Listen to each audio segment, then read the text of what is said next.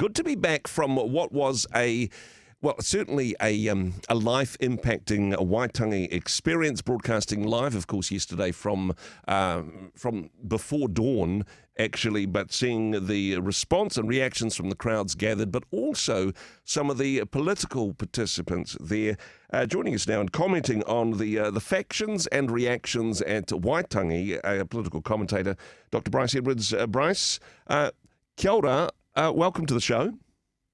Morning, Andrew. I suspect that you had a calmer start to your Waitangi day than I did, and certainly had a bit of a sleep in, compared to, I think we had a 3 o'clock call for tomorrow's for yesterday's setup. However, I think an interesting response. Of course, it's not just about the day. Various political factions had been welcomed to Waitangi in the week building up to that. Be fair to say that some were more warmly welcomed than others? Yes, this was quite a different Waitangi day in Waitangi to previous years. The last 5 years, 6 years, it's been fairly low-key up at Waitangi, not huge protests. Maoridom have been relatively happy with the last Labour government. Of course, less so with this new government. And so, yeah, everyone knew that there were going to be some sparks flying, a bit of tension, conflict. Overall, I think it was probably a bit more harmonious than some were expecting. The parties of government did turn up and had their speeches yesterday in front of the Treaty House, and it pretty much went as expected, I think. And the three leaders that spoke were very authentic in their ways of orientating to these things. So we saw Winston Peters, New Zealand First Leader and Deputy Prime Minister, really racking up those there a bit by disagreeing firmly with how they were heckling him and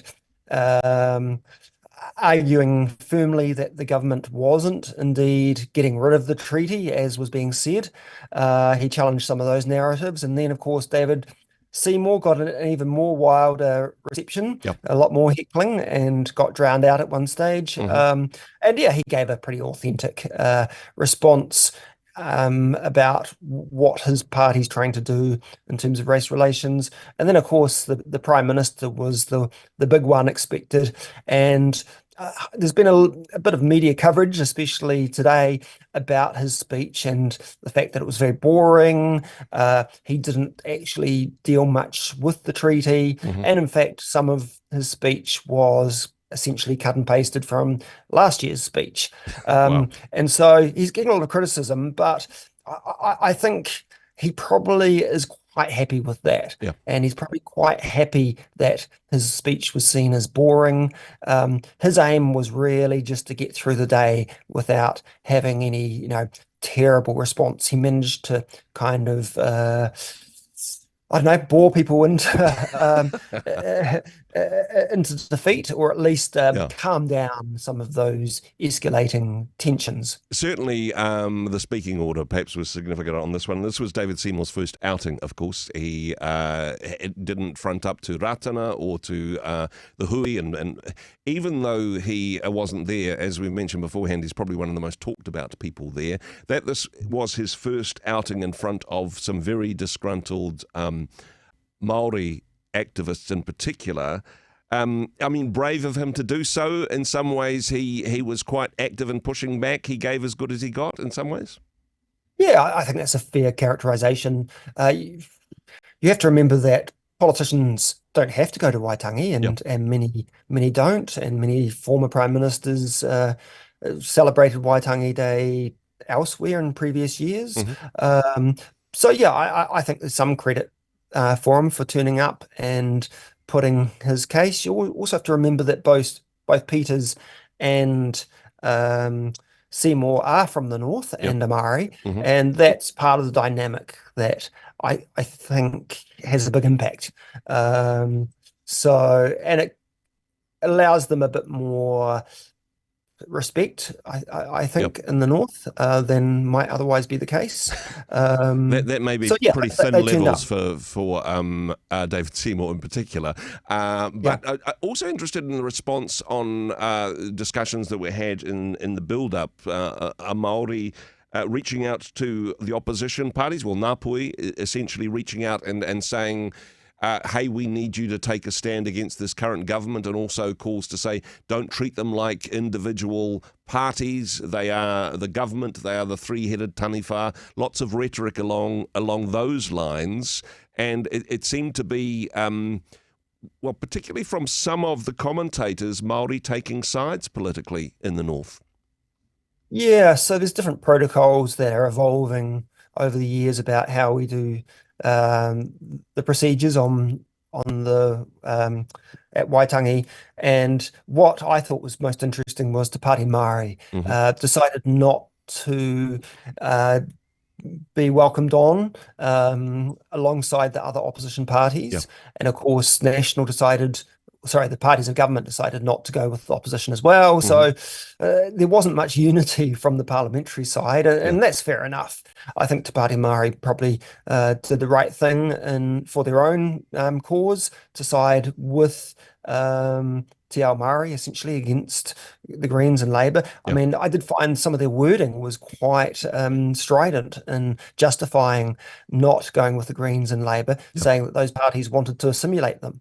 And so that was a bit more tougher talking than you normally expect from Te Pāti Māori about Labour and the Greens. And then, of course, Labour, they had some strong words as well, and they were very much trying to leverage some of this growing discontent from Māoridom with the new government. And Hine Panare was one of the standout speakers. He got a lot of attention he's turned into quite a radical. He didn't really used to be, but he's really taking it to this new government. Now that he's been kicked out of that electorate, as it were, perhaps. Yeah, so some people have noted he's become a bit more radical now, and that his speech, he had those rhetorical flourishes about, guns and shooting and things, and he got a bit of criticism for that, which I was quite interesting. I mean, I always think you need a bit of metaphors and things that politicians use, and we should be not too quick to find offence at these things. And some people have drawn parallels between Hanare's use of military metaphors and David Seymour's talk about Guy Fawkes and blowing up government ministries. And maybe it's very similar, that people know what they're saying. They're not literally saying, I want violence taken upon my opponents. Yes, certainly. And I mean, something else which I found quite interesting was, honestly, yes, there were people who were discontent, but there wasn't perhaps some of the radicalism that we've seen in the past. And even Tama, who was very much there and present, were remarkably well behaved. But I suppose we don't need to look back too far to see, figures such as Shane Jones was a bit of a radical back in the day, but now his stripes have changed a bit, perhaps.